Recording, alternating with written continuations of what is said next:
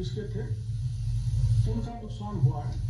तो ये मन प्राय हमारा बन गया है कि हम इनकी भरपाई करेंगे। समरावता गांव के लोगों की मांग थी कि उनके गांव को उलियारा उपखंड में शामिल किया जाए, निर्दोष लोगों की रिहाई की जाए, हिंसा के दौरान जो नुकसान हो उसकी भरपाई हो, जो भी दोषी हो उसके खिलाफ कार्रवाई हो। मांग पूरी होने के बाद समरावता गांव के लोग संतुष्ट हैं और चाहते हैं कि अब उनके गांव को राजनीति का अखाड़ा न बनाया जाए। जो भी हमारे यहाँ हमारी मांगे थी गृह मंत्री साहब ने मान ली गई है।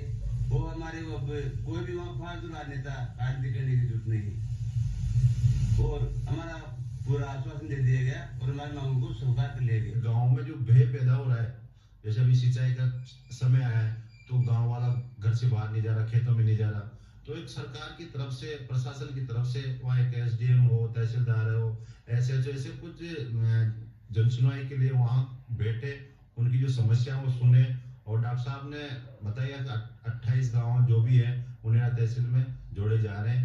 ये अच्छा कदम है सरकार की ओर से, धन्यवाद दूंगा मैं सरकार की तरफ से। उसमें सर क्या है 35 गाड़ियाँ थोड़ी ज़्यादा थी, कम से कम 60-70 गाड़ियाँ थी और 10 दूसरी 4 व्हीलर गाड़ियाँ थी। तो उनके मुआवजे में और ज़्यादा चाहिए हमको, गरीब किसान लोग हैं ये। तो इन्होंने क्या है वो जैसे गाड़ियाँ तो जल गई तो ये भी कम पड़ेंगे और जैसे किसानों के नुकसान हो गया, बहुत जोड़े जल गए हैं, किसी के मकान में ये हो गए, किसी के कुछ और भी नुकसान हो गया, तो उनकी तोड़फोड़ का कौन भरपाई करेंगे। तो ये तो बहुत कम किया है। तो हमारे गांव के कम से कम 60-70 लोग हैं, तो उनको ज़्यादा से ज़्यादा रिहा किया जाए। हालांकि इस मसले की जुडिशरी इंक्वायरी की मांग हो रही थी, लेकिन सरकार की दलील है कि उसकी जांच में वक्त लगता है। ऐसे में संभागीय आयुक्त की जांच का फैसला सरकार ने लिया।